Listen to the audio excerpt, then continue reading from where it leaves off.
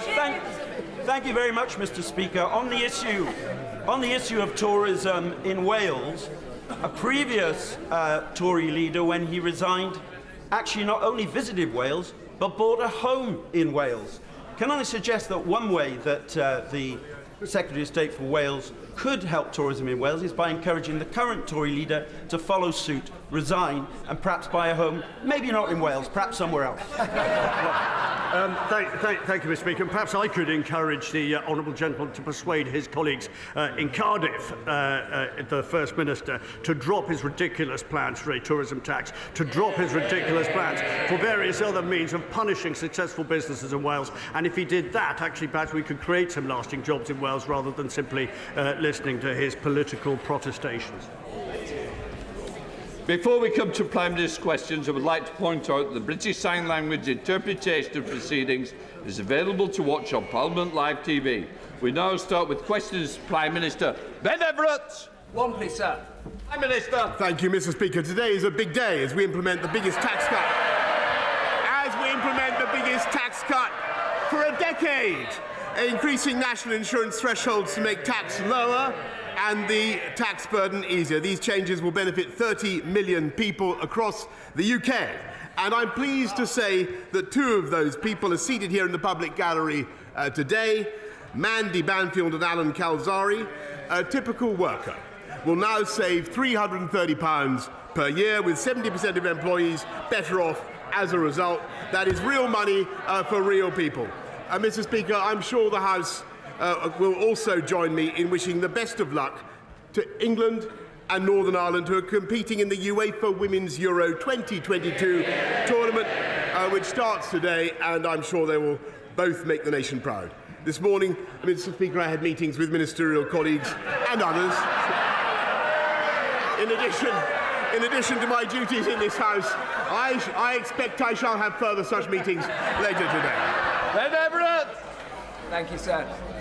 Last week, we launched a new approach to combating knife crime in Milton Keynes, which means increased use of stop and search. It means tougher charging and custody, tougher sentencing, faster youth diversion, and more work with parents and communities.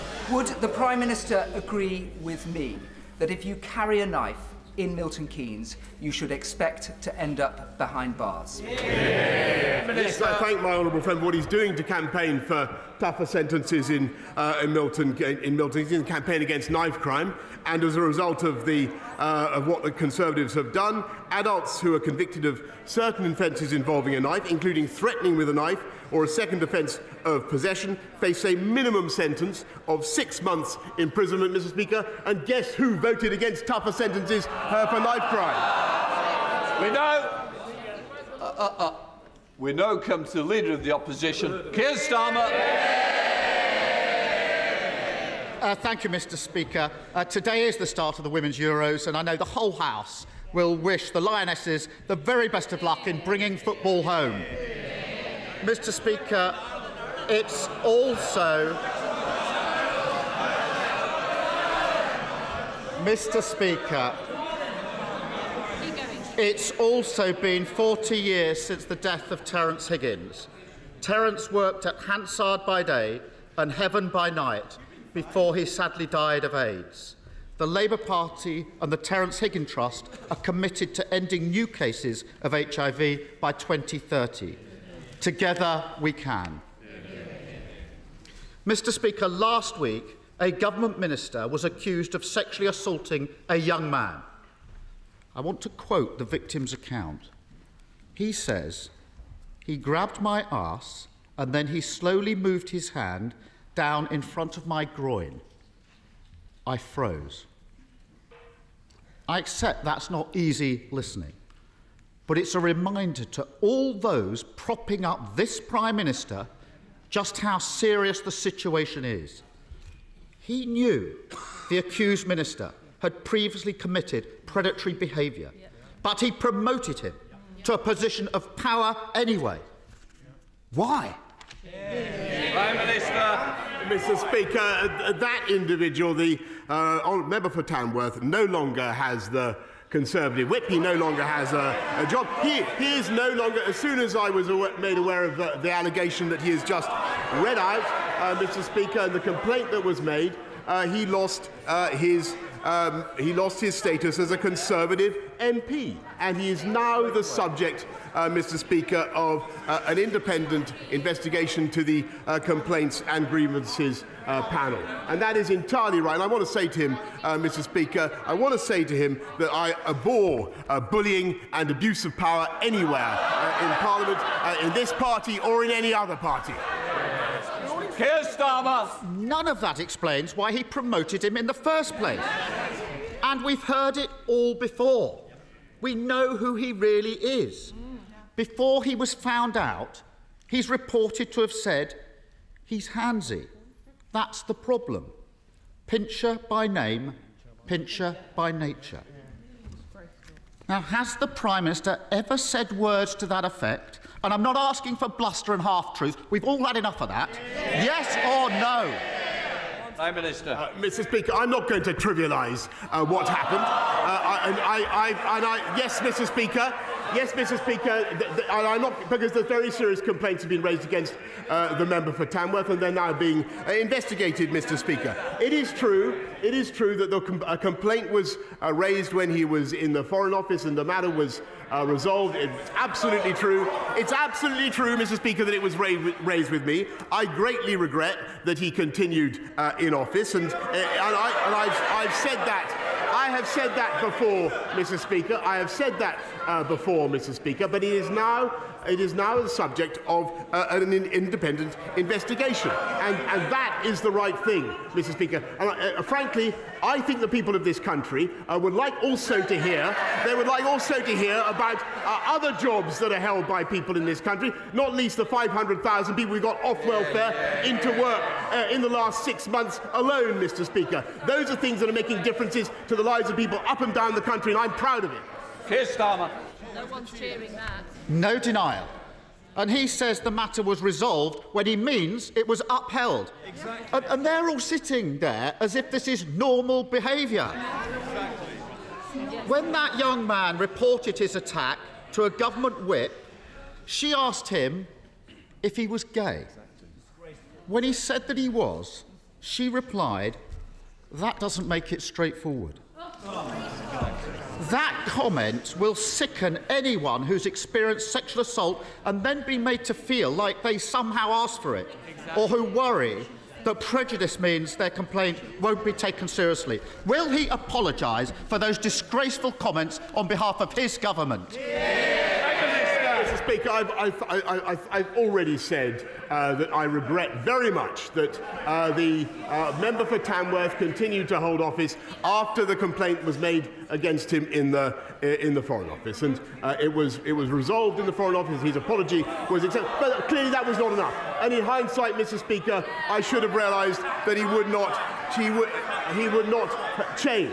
However, when it came to the Friday of last week, and when I was given the information that he's read out about the complaint that was made against the honourable member, I acted immediately, Mr. Speaker, and I took the whip away from him. And we will not tolerate that kind of behaviour in this or any other party, Mr. Speaker. And what we also want to do is to help people up and down the country with the things that also matter to them, like cutting their taxes, Mr. Speaker, by £330 this year, which is what we're doing. Keir Starmer. Doesn't that just sum him up? Awful behaviour, unacceptable in any walk of life. It's there for all to see, but he ignores it. It was the same when his ally was on the take from the lobbyists. It was the same when his Home Secretary was bullying staff. It was the same when taxpayers' money was being abused. And it was the same when he and his mates parted their way through lockdown. Anyone quitting now, after defending all that, hasn't got a shred of integrity. Mr. Speaker, isn't this the first recorded case of the sinking ships fleeing the rat? Mr. Speaker, look, he talks about. He should hear what his lot say about him, Mr. Speaker. He talks about integrity. he wanted to install the member for Islington North into number 10, Mr. Speaker. That's what he wanted to do. Imagine what our country and what the world will be like now. He talks about integrity. He voted 48 times to overturn the will of the British people and take us back into the European Union.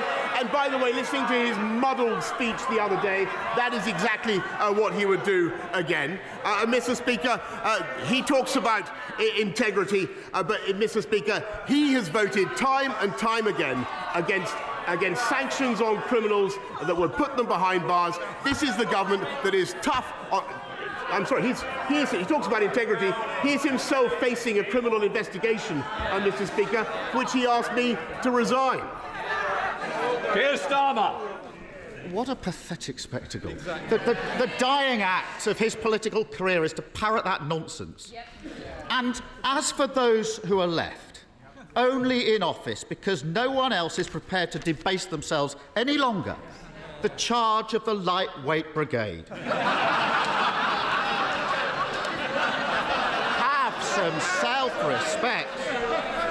Mr. Speaker, for a week, he's had them defending his decision to promote a sexual predator. Every day, the lines he's forced them to take have been untrue. First, that he was unaware of any allegation. Untrue. Then, he was unaware of any specific allegation. Untrue. Then he was unaware of any serious specific allegation. And now he wants them to go out and say that he simply forgot that his whip was a sexual predator. Anyone with anything about them would be long gone from his front bench. In the middle of a crisis, doesn't the country deserve better than a Z-list cast of nodding dogs?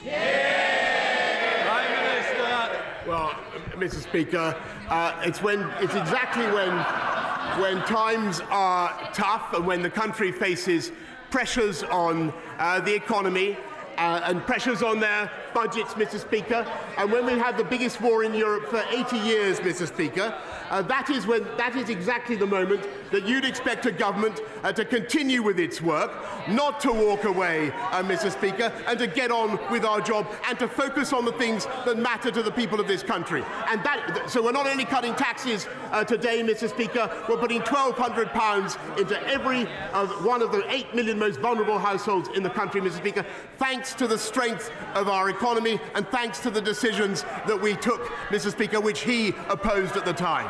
Keir Starmer. The only thing he's delivering is chaos. I started this session with a quote from the young victim in all this, how he froze when he was attacked. When I was prosecuting rapists, I heard that from victims all the time. Victims said they froze because it's not about sex, it's about power. And the power the disgraced government minister had was handed to him by that Prime Minister. And he's only in power because he's been propped up for months by a corrupted party defending the indefensible. So it's no longer a case about swapping the person at the top. Isn't it clear? The only way the country can get the fresh start it deserves is by getting rid of the lot of them.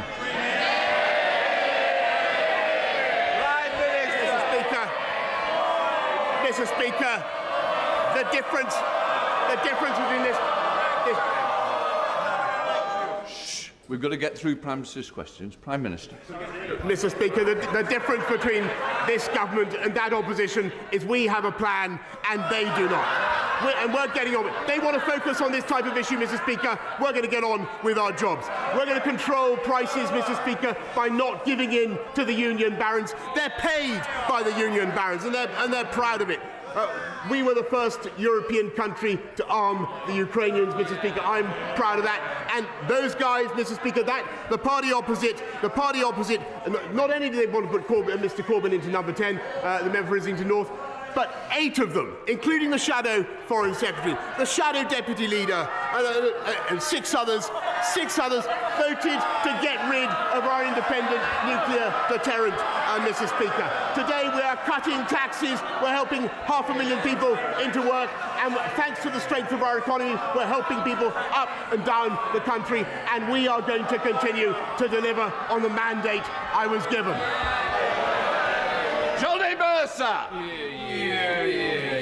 Thank you very much, Mr. Speaker. On Monday night, the Northern Ireland Legacy Bill reached its 3rd reading, and so with it the beginning of the end of the journey, a long journey to make sure the service and sacrifice of those who served in Iraq, Afghanistan and now Northern Ireland is not rewritten by those who seek only to line their own pockets. But would the Prime Minister agree with me that never again can we allow such a gulf to open up between this place and those who serve? Never again must they be made to feel like we are not on their side. And will he redouble his commitment to make sure this is the best country in the world, to serve in the military and be a veteran or their family? Thanks, my honourable friend, very much. I thank you for all the work that he's done for veterans and continues to do. This bill will give veterans the certainty they deserve, and we're fulfilling the manifesto pledge to end the cycle of investigations, but also at the same time making sure that families can get the answers they need about what happened to their loved ones. We now come to the Leader of the SNP, Ian Blackford. Thank you, Mr. Speaker. And can I give every best wish to the England and Northern Ireland ladies football team as they approach the Euro Championships. There's nothing better than seeing your teams in these finals. Can we also commemorate the passing 40 years ago of Terence Higgins and all those that have died from AIDS and Sen? And I'm sure, Mr. Speaker, the whole House will want to join with me in passing condolences to the family of friends of the Scottish football goalkeeping legend Andy Gorham, who sadly passed far too early last weekend. He will long live in the memory of the best goalkeeper that many of us have seen. Mr. Speaker, it's easy to forget that only 10 days ago the Prime Minister was dreaming of a 3rd term. Mr. Speaker, you know, it's often said that a week is a long time in politics, but it turns out that 10 days is truly a lifetime. Because, let's face it, it's a minor miracle that the Prime Minister has even made it through to Prime Minister's questions, and he really ought to see the faces behind him, because, Prime Minister, it really is over. The Prime Minister is desperately clinging on to his own fantasy, but the public can't afford to put up with this farce of a government a minute longer. Today, we should be talking about the Tory cost of living crisis, soaring inflation and the growing costs of Brexit. But instead, it's always about him. How many more ministers need to quit before he finally picks up his pen and writes his own resignation letter? Perhaps that's what he's doing now. Actually, Mr. Speaker, I was just jotting down some notes on his question, which I thought was excellent when he was talking about the economy, because that is the issue that is the country faces, and that is where this government is introducing, I think, the most important solution: helping families up and down the country with £1,200 going into their bank accounts right now, cutting taxes for 30 million people, £330 tax cut, and helping 500,000 people into work through the Way to Work scheme. That is a fantastic thing to be getting on and doing. That is the priority of this government, and that's what I'm going to focus on. I'm glad he likes it. Ian Blackford. My goodness, nothing to see. We should all move on if we live in the world of the Prime Minister. You know, a few weeks ago I compared the Prime Minister to Monty Python's Black Knight. Actually, turns out I was wrong. He's actually the dead parrot. Whether he knows it or not, he's now an ex-Prime Minister. But he will leave behind 2 deeply damaging legacies. I hope the dishonesty of his leadership follows him out of the Downing Street door. But the other legacy is that of Brexit. And that will stay, because I'm sad to say that the Labour Party now fully supports Brexit. Mr. Speaker, Scotland wants a different future, not just a different Prime Minister. So if the Prime Minister won't resign, will he call a general election and allow Scotland the choice of an independent future, free from the control of Westminster?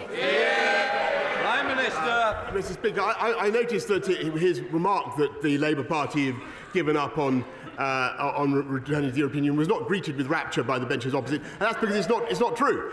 They want to go back in just as he does. I think that is a terrible mistake. It would be anti-democratic, Mr. Speaker. And as for the referendum that he wants, well, we had one of them, as I've told him before, in 2014.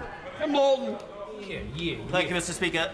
Does the Prime Minister think there are any circumstances in which he should resign?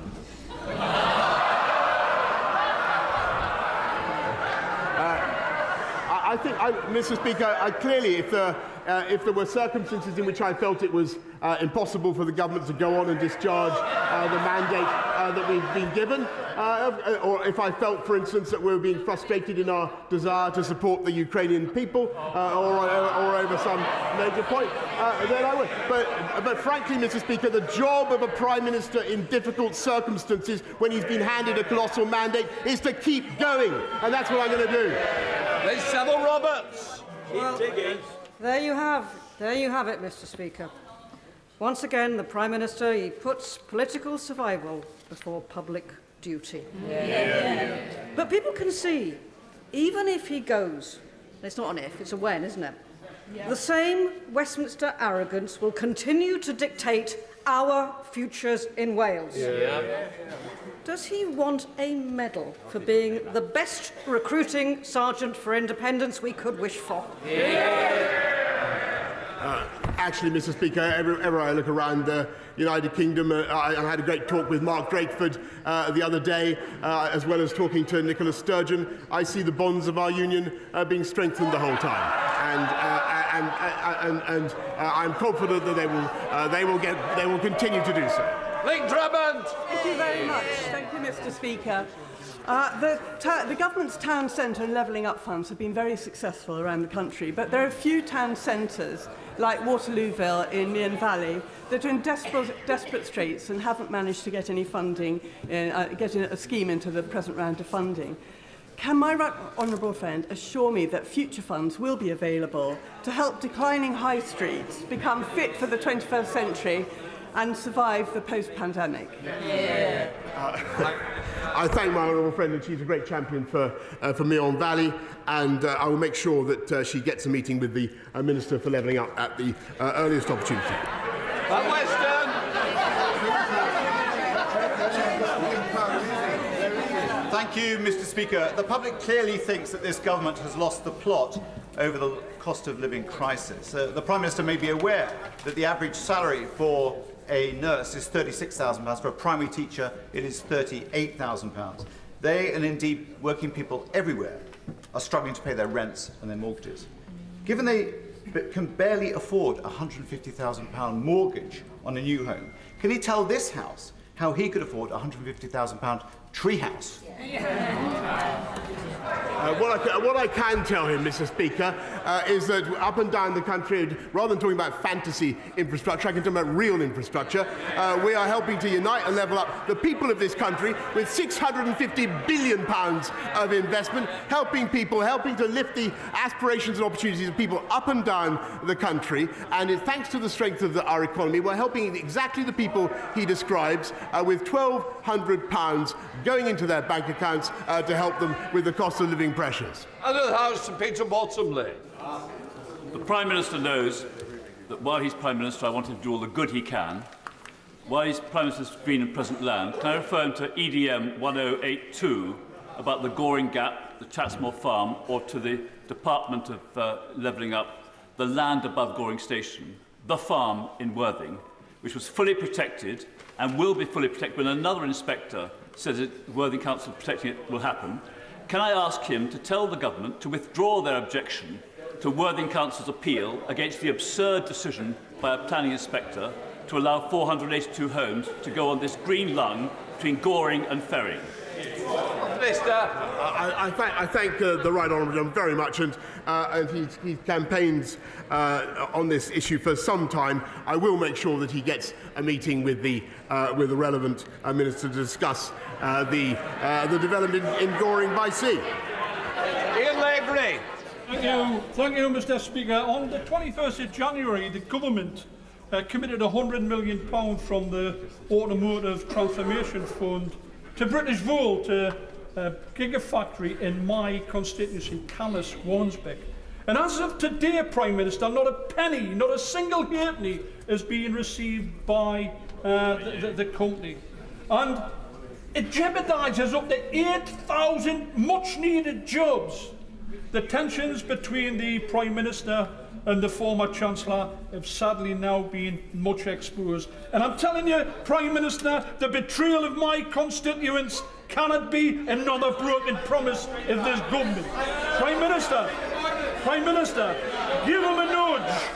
Please instruct your new bestie to make sure that the cheque is in the post this afternoon, because who knows who'll be in that seat this time this afternoon, never mind next week.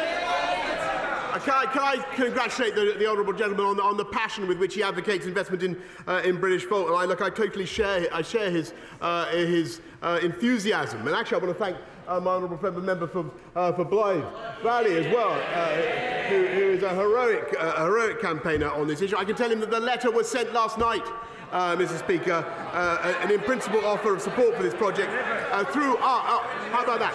Hang on in there, Mr. Speaker. That's what I'm going to do. Thank you, Mr. Speaker. The world is facing a global food crisis in which the poorest nations face catastrophic consequences. Will the Prime Minister take all possible action to negotiate and facilitate access to the grain stores stranded in Ukraine? We have a limited opportunity to avert famine in developing nations, and the UK must play its full part using all the resources at our disposal. My right honourable friend is completely right, and there are 25 million tonnes of wheat that are basically being held hostage by Putin. That's equivalent to the annual consumption of many of the least developed countries, and we're helping to lift that blockade, not just by negotiation, but also by supplying demining equipment, insurance for the commercial ships that might be involved, and also 10 million to help improve the railway infrastructure that would be necessary to get the grain out by rail. Mark Andrew. Mr. Speaker, yesterday the Prime Minister said that he is fed up of people saying things on his behalf. It's not just him that's fed up, so are the British people and his ministers who are resigning. They're sick of time and time again being sent out by him to say things that aren't true. Is the real problem him or them for believing him in the first place? Mr. Speaker, I thank him very much, and look, I want to be clear. What I want to say is, I say it again. I regret the way the appointment happened, and I was clear with the House about what I knew at the time. But I want to stress that I take this matter extremely seriously. I'm very sorry for the impact it's had on the victims. But the individual in question, the member for Tamworth, is now subject to an independent complaints and grievance procedure. As soon as that complaint was made, I should say, Mr. Speaker, the whip was taken away. Can I just say we don't know that is the case. It is confidential, and I think we've got to stop referring to something that we don't know there. And I want to put the House on notice that we don't mention it. Teresa Villiers. Just over a fortnight ago, 2 horrific fatal stabbings took place in a quiet street in East Barnet. With the Metropolitan Police now in special measures for the first time in its history, will the Prime Minister urge the Mayor of London to start living up to his responsibilities as Commissioner? The Mayor needs to get a grip on crime, he needs to give Barnet its fair share of new officers, and he needs to abandon his plans to sell Barnet police stations. Well, I do notice, Mr. Speaker, that crime has spiked since the previous Mayor of London, and it is the Labour Party that voted against stop and search, Mr. Speaker, that voted against increased funding for the police. And I think, as for the Labour Mayor, he'd do better to get out of California and take control of crime in his city. And this water. Thank you, Mr. Speaker. According to the NHS Confederation, not a single one of the so-called 40 new hospitals the Prime Minister promised at the last election will be built by 2024. 2 of those new hospitals are in my constituency. Hammersmith opened in 1902 and Charing Cross opened in 1818. They're not new hospitals and there's no building going on. Like all his promises, they exist only in his warped imagination, as this is likely to be his last Prime Minister's questions. Will he finally tell us the truth? Well, actually, Mr. Speaker, if you look at what we promised and what we delivered, we said we'd get 20,000 police out on the streets. We've actually got 13,500 more already. We said we'd do 50,000 more nurses. We're already on track. And he's quite wrong about the pledge on hospitals. We're going to deliver them by 2030, Mr. Speaker. That was always clear. And the only reason we can do that is because we're putting the funding into our NHS, which he and his party opposed. Gary Sambro. Mr. Speaker. Yesterday, in an attempt to boost morale in the tea room, the Prime Minister said at a table, but there were 7 people, MPs in the Carlton Club last week, and one of them should have tried to intervene to stop Chris from drinking so much. As if that wasn't insulting enough to the people who did try and intervene that night, and then also to the victims that drink was the problem. Isn't it the example, Mr. Speaker, but it's the Prime Minister constantly tries to deflect from the issue, always tries to blame other people for mistakes, and that at least nothing left for him to do other than to take responsibility and resign. Order! Can I just say, you ought to be embarrassed by clapping. This is not a debate. Mr. Esterson, it's not debating society. This is...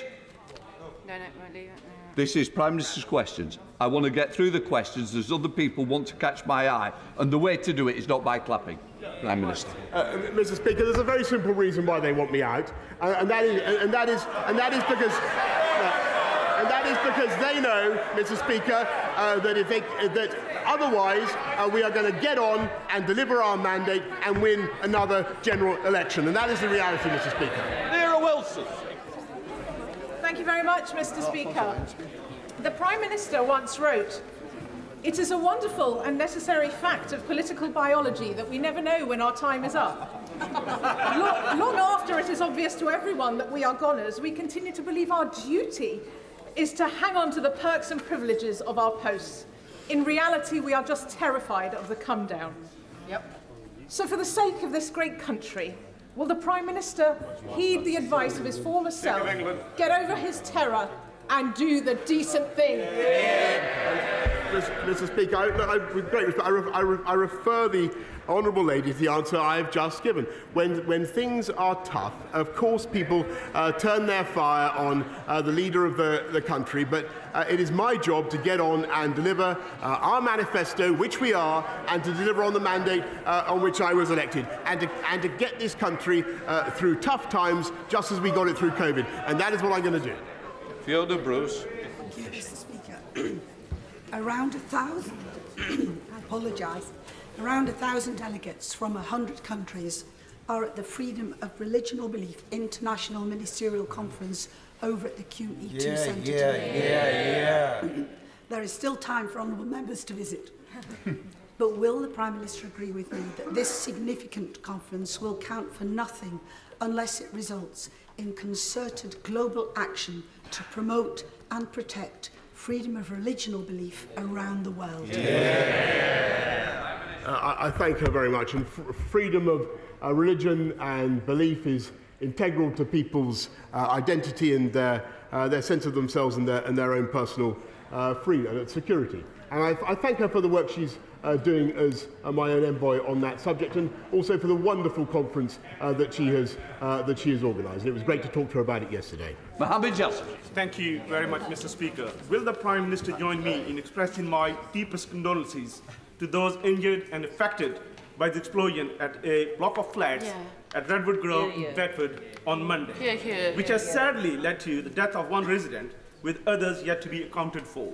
This is a timely reminder of the dangerous work undertaken by the fire service. So will the Prime Minister join me in praising the emergency services who were at the scene, and also reconsider his 2% pay offer when firefighters have endured a real terms pay cuts of 12% over the last decade? I thank him very much, and and I share very much his support for the firefighters of our country. They do an incredible job, and overall it's a testament to their work that deaths from fire over a long period have on average been decreasing thanks to the work that they put in. We will do our best to look at the public sector pay review body offer and do our best to fund them as much as we can, but everybody knows the inflationary pressures that this country is now under. We don't want to have pay increases that are simply swallowed by price increases. David Johnson. Thank you very much, Mr. Speaker. The North Morton in my constituency was dubbed Britain's kindest village because this 160 wait for it because this 160 home village committed to take 50 Ukrainian refugees. And it has them all with them now. In the gallery today there is a group of those hosts and some of the Ukrainians that they are hosting, including 2 young people who hope to go into Ukrainian politics in the future. Will my right honourable friend join me in welcoming them to this place and in thanking North Morton for their efforts? I thank him very much for what he's doing to host young Ukrainians. Thank everybody actually in this House who's looking after Ukrainians. I think a lot of people are doing that. And can I say, I believe it's the wish of this entire House that those young people should grow up to live in a free, independent, democratic and sovereign Ukraine. Peter Dowd. Thank you, Mr. Speaker. Given that the Prime Minister doesn't like walkouts and strikes, what legislation will he be introducing to stop further walkouts and strikes amongst his cabinet colleagues and junior ministers?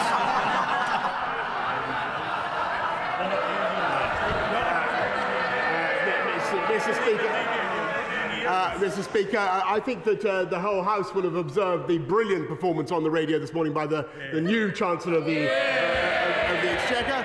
And that's no disrespect to the former Chancellor of the Exchequer. But what I think it shows, Mr. Speaker, is that in common with many sectors of the UK economy, there is a ready supply of skilled labour in the upper reaches of the Conservative Party. David Davis. Thank you, Mr. Speaker. I'd like to draw the Prime Minister's attention to the words he used in response to my right honourable friend, the member for Worthing, when he asked the question earlier. 6 months ago, I called on the Prime Minister to resign because even then it was clear that his approach to leadership and integrity was already creating a pipeline of problems that will paralyse proper government. Today, I ask him to do the honourable thing, to put the interests of the nation before his own interests, and before, in his own words, it does become impossible for government to do its job. Prime Minister. I thank him very much for the point that he's made again. I've just got to respect. I just couldn't disagree with him more. Look at what the government is doing today. Cutting taxes for 30 million people. We've just completed a programme to get 500,000 people off welfare into work, Mr. Speaker. And thanks to the strength of our economy, thanks to the position that we're now in, which was because of decisions that we took that they opposed, and it's to never forget. We are able to give £1,200 to 8 million of the poorest and most vulnerable families in this country. That is the right thing to do. We're getting on with it, and we will continue with our active and energetic programme for the benefit of this country, uniting and levelling up and unleashing the prosperity of the entire nation. Final question, Clive Betts.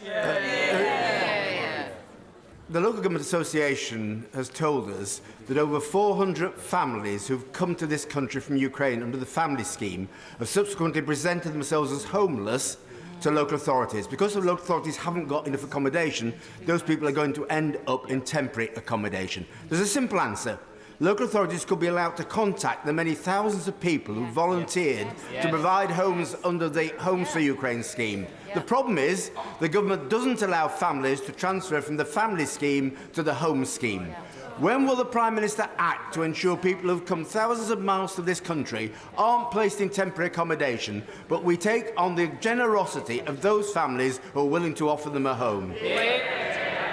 I thank him very much for the very valuable point that he's raised, and we will make sure that families are able to cross over from one scheme to another, and to simplify and speed up the process. But I don't think that should take away, Mr. Speaker, from the generosity of this country in welcoming Ukrainians. 135,000 visas have so far been issued through our uncapped scheme, both the family scheme and the Homes for Ukraine scheme. It's changing the lives of those Ukrainians, and I think we should all be proud of what we are doing.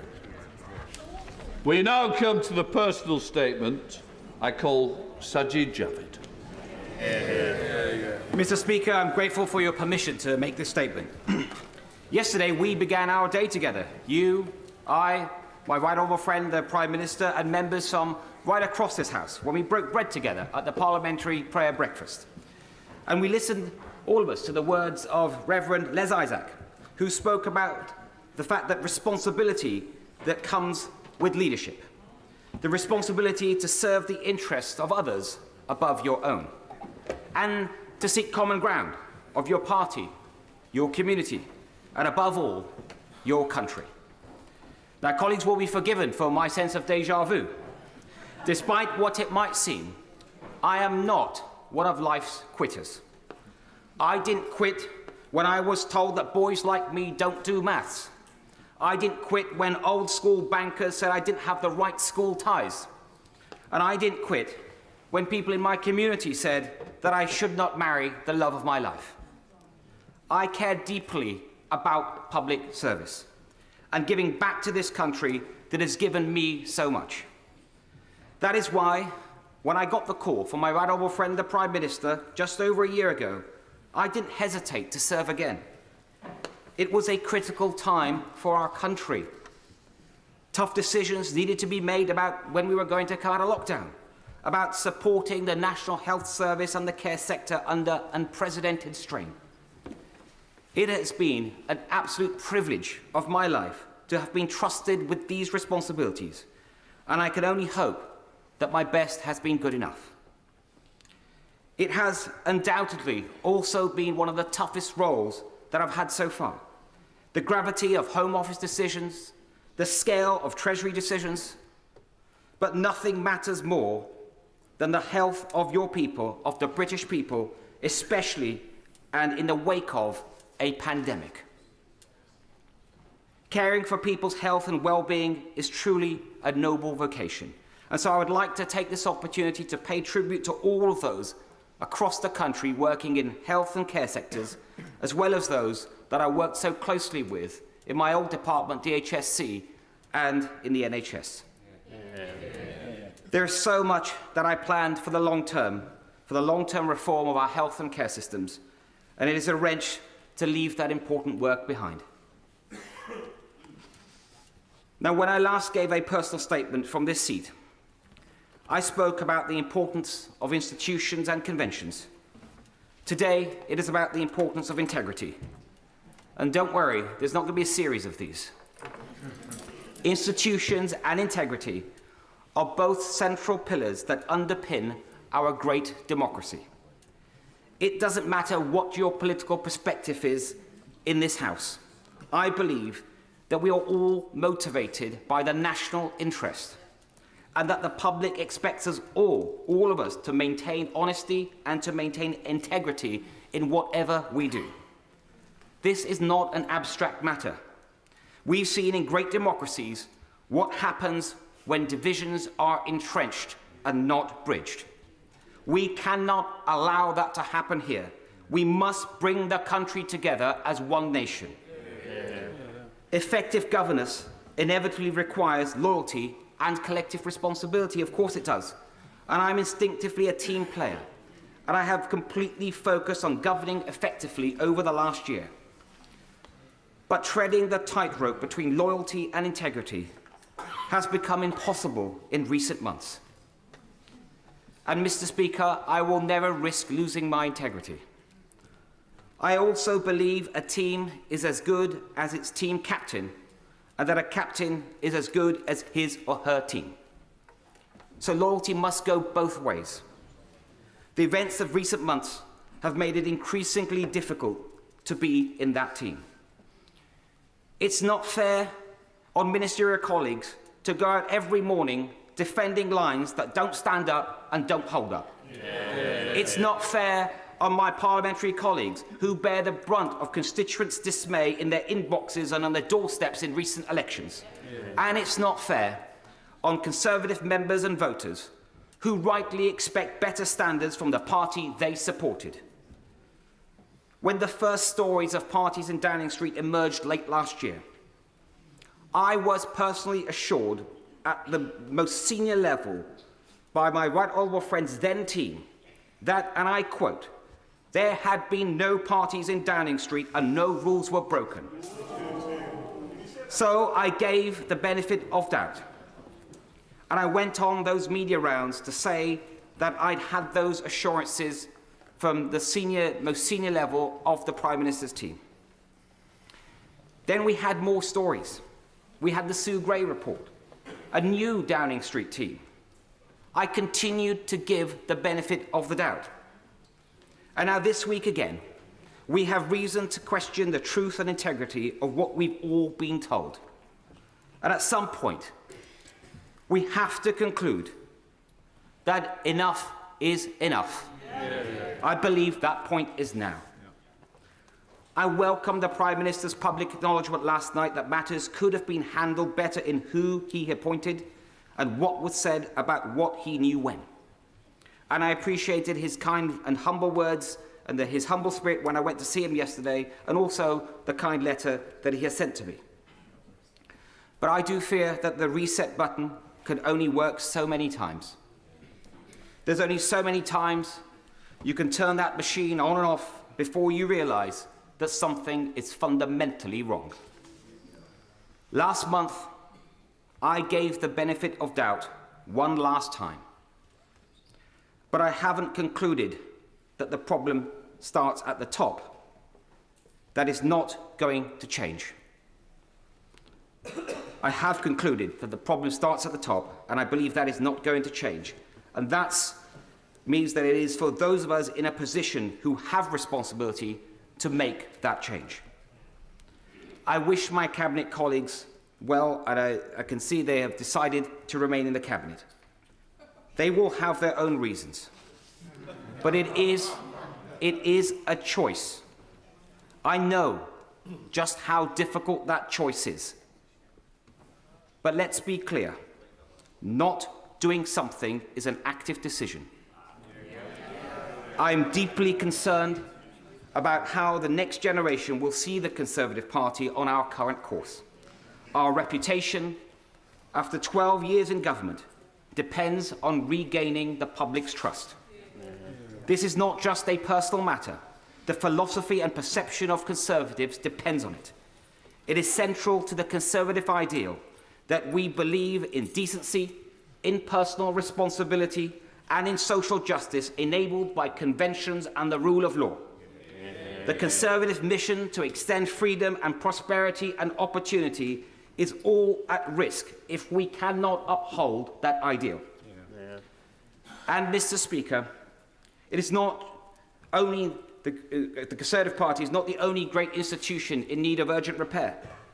Like everyone in this House, I have been dismayed by the drip of stories of harassment and worse by members of this House. So I'm also concerned about how the next generation will see this House and the health of our democracy. In recent years, trust in our roles has been undermined through a series of scandals. But the one thing we can control is our own values and behaviours. So it is incumbent on all of us to set high standards for ourselves and to take action when they are not met by others. Mr. Speaker, I'm grateful for the messages of support that I've had from many members of this House and beyond. I got into politics to do something, not to be somebody.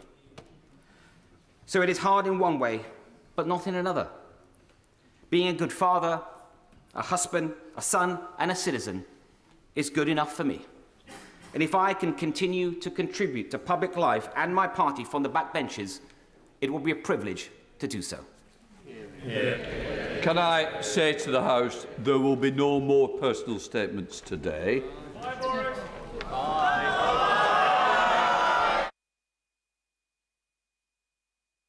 let the House leave in peace and quiet.